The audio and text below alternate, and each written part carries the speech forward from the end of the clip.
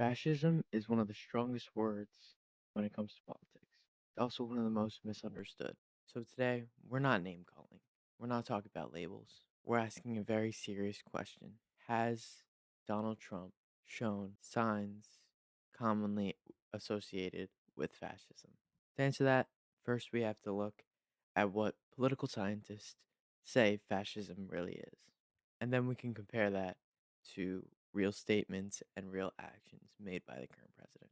Most historians agree that fascism isn't a single policy, it's a pattern of behavior. Among this behavior, common traits include extreme nationalism, a strongman leader who demands loyalty, attacks on the press, undermining democratic institutions, portraying political opponents as enemies of the nation, and using fear to justify power. To better understand fascism, I think it would be beneficial to look back into history at examples we had of fascist states. The first example of a fascist state, we're going to talk about Italy under the rule of Benito Mussolini. Italy under Mussolini was the first explicitly fascist state in the world. They were a one party dictatorship, extremely nationalist, and they glorified violence. There was suppression of dissent, there was control over the press, there was a cult like following of the political leader. Nazi Germany under the rule of Adolf Hitler is another example of a fascist state. They were a radical form of fascism. Nazi Germany was a combination of ultra nationalism and racism and anti Semitic ideology.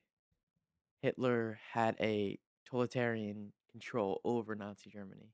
There was a lot of propaganda, there was a lot of militarism, and of course, unfortunately, genocide. Of course, there are more examples like Francisco Franco. From 1939 to 1975, he ruled Spain with a authoritarian nationalist dictatorship. In Portugal, Antonio Salazar ruled a anti-liberal, fascist, nationalist, corporalist state from 1932 to 1968. One of the clearest warnings of a fascist state that political analysts and historians point to is the hostility towards the press, towards free press. Donald Trump has repeatedly labeled major news outlets as fake news, as enemy of the country, as enemy of the people. That exact phrase, enemy of the people, has been used by authoritarian leaders throughout history. They do this to discredit journalism and criticism against their regime. These statements, these comments weren't occasional either. This is a consistent strategy. Reports were publicly mocked, press access restricted, and critical coverage was labeled treason instead of just disagreement. In democracies, the free press challenges power. In authoritarian systems, the free press threatens that same power. Another common feature of fascist movements is this personal loyalty to the leader and not to institutions. President Trump has frequently demanded loyalty from cabinet members, law enforcement officials, judges, even his own vice president. Officials who have criticized him or refused to take back false claims were fired, insulted, or pushed out of their positions. At the same time, President Trump praises leaders like Vladimir Putin, Kim Jong un, and Viktor Orban. All three of these leaders having one thing in common, being an authoritarian leader. Praising these strong men while those same men are attacking democracy sends the people a clear message. Power matters more than progress. The biggest thing that fascism thrives on is division. Throughout his two presidencies, President Trump has continuously framed U.S. politics as real Americans versus traitors, supporters versus enemies. And he's used immigrants as threats rather than actual human beings. Immigrants, journalists, protesters, and political opponents have often been blamed for the reason for national decline.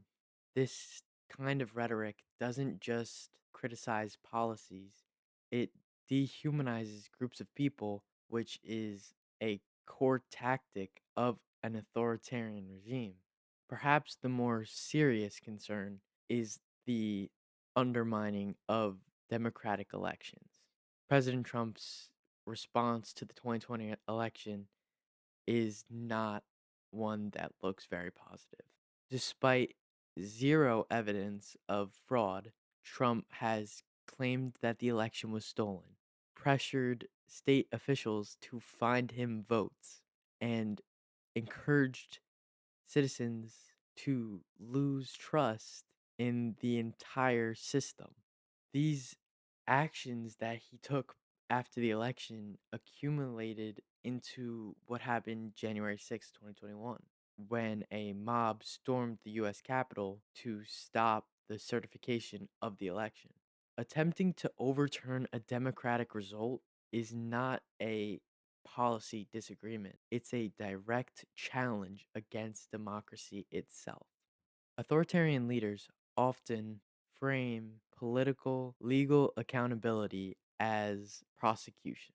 Trump has repeatedly suggested political opponents should be in jail, that investigations into him were illegitimate, and that law enforcement should serve his, as the president's, interests. This blurring of personal power and state power is another key warning sign that political scientists point to. Now, none of this means that the United States of America is now a fascist state. That's not what it means whatsoever. This video was not meant to say that. This video was made because it's a conversation that one needs to be had and one that seems to be starting and gaining popularity. Many historians argue that Trump's rhetoric and behavior align with those of early indicators of fascism or authoritarianism. Democracy doesn't collapse overnight, it erodes. It erodes when people normalize attacks on the truth, attacks on institutions, and attacks on each other. The point isn't fear, it's awareness. So here's the real question. If these are the warning signs, what do we do when we see them again? Let me know what you guys think in the comments. I hope you guys enjoyed, and I'll catch you guys in the next one. Peace.